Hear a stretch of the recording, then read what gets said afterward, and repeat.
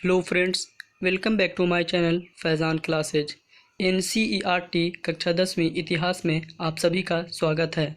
आज हम लोग इतिहास का अध्याय 3 जिसका नाम है भूमंडलीकृत विश्व का बनना, इस अध्याय के हम आज महत्वपूर्ण लघु प्रश्न तथा उनके मानक उत्तरों को देखेंगे जो कि आने वाले एग्ज़ाम में बड़ा ही महत्वपूर्ण साबित होगा। तो चलिए दोस्तों, वीडियो स्टार्ट करते हैं।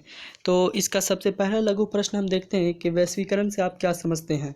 तो इसका उत्तर होगा कि साधारण भाषा में वैश्वीकरण का अर्थ समझें तो अपने देश की अर्थव्यवस्था यानी अपने देश भारत की अर्थव्यवस्था को किसी भारत की अर्थव्यवस्था यानी अपने देश कोई भी देश का नागरिक हो अपने देश की अर्थव्यवस्था को विश्व के अन्य देशों के अर्थव्यवस्था के साथ जोड़ना ही वैश्वीकरण कहलाता है। दूसरा प्रश्न है भूमंडलीकरण किसे कहते हैं। तो भूमंडलीकरण राजनीतिक, आर्थिक, सामाजिक, वैज्ञानिक तथा सांस्कृतिक जीवन के विश्वव्यापी समायोजन की प्रक्रिया है जो विश्व के विभिन्न भागों के लोगों को भौतिक व मनोवैज्ञानिक स्तर पर एकीकृत करने का सफल प्रयास करता है। इसका मतलब ये हुआ कि भूमंडलीकरण यानी कि उसे कहते हैं जिसमें एक देश की संस्कृति दूसरे देश को प्रभाव करती है, दूसरे देश में आने पर उस पर प्रभाव डालती है, जैसे कि पश्चिमी देशों की संस्कृति जो कि भारत में भी प्रभाव डाल रही है। तीसरा प्रश्न है कि भूमंडलीकरण के भारत पर प्रभाव का वर्णन करें। तो इसका उत्तर होगा कि भूमंडलीकरण के प्रभाव से भारत भी अछूता नहीं रहा। भूमंडलीकरण के कारण भारतीय लोगों का जीवन स्तर ऊंचा हुआ और इसके कारण निम्नलिखित बदलाव हुए। तो देखते हैं कि कौन कौन से बदलाव हुए। तो भूमंडलीकरण के कारण प्रौद्योगिकी में वृद्धि हुई यानी कि इंटरनेट में जो थी वो वृद्धि हुई, इसकी स्पीड बढ़ी जिससे व्यापार में वृद्धि हुई और व्यापार में वृद्धि होने के कारण लोगों को रोजगार मिलना शुरू हुआ और इस वजह से लोगों का जो जीवन स्तर है वो ऊंचा उठा।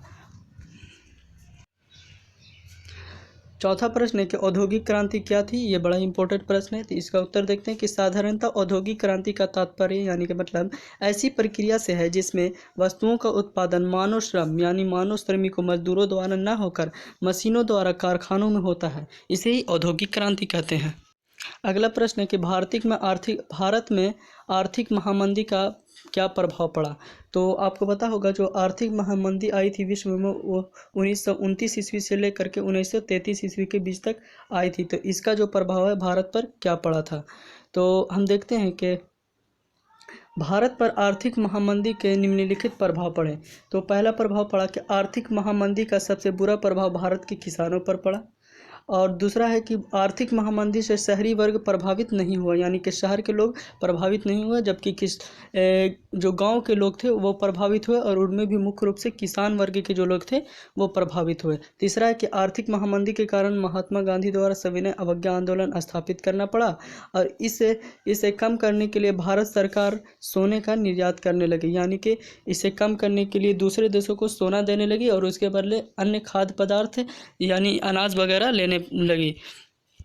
अगला प्रश्न है कि बहुराष्ट्रीय कंपनी क्या है। तो इसका उत्तर होगा कि कई देशों में एक ही साथ व्यापार और व्यवसाय करने वाली कंपनियों को बहुराष्ट्रीय कंपनी कहा जाता है। ये बहुराष्ट्रीय कंपनी पूंजीवादी देशों की बड़ी बड़ी व्यापारिक और औद्योगिक कंपनियां हैं। जैसे उदाहरण के लिए कोका कोला। तो कोका कोला का जो व्यापार होता है विश्व के सिर्फ एक देश में नहीं बल्कि अनेक देशों में होता है, इसलिए जो कोका कोला कंपनी है वो एक बहुराष्ट्रीय कंपनी है। अगला सवाल है 7 नंबर की अंतर्राष्ट्रीय आर्थिक विनिमय किन 3 प्रवाहों पर आधारित है। तो विनिमय जो है वो व्यापार, श्रम और पूंजी पर आधारित है। तो जो अंतर्राष्ट्रीय अर्थव्यवस्था में जो लेन देन होता है या तो वो व्यापार के जरिए होता है या श्रम यानी मजदूर के जरिए होता है, एक देश का जो नागरिक होता है दूसरे देश में जाकर के काम करता है, या फिर पूंजी के वजह से होता है। तो दोस्तों ये था आज का वीडियो। आशा करता हूँ कि वीडियो आपको अच्छा लगा होगा। अच्छा लगा तो इसे लाइक करें और दोस्तों के पास शेयर करें।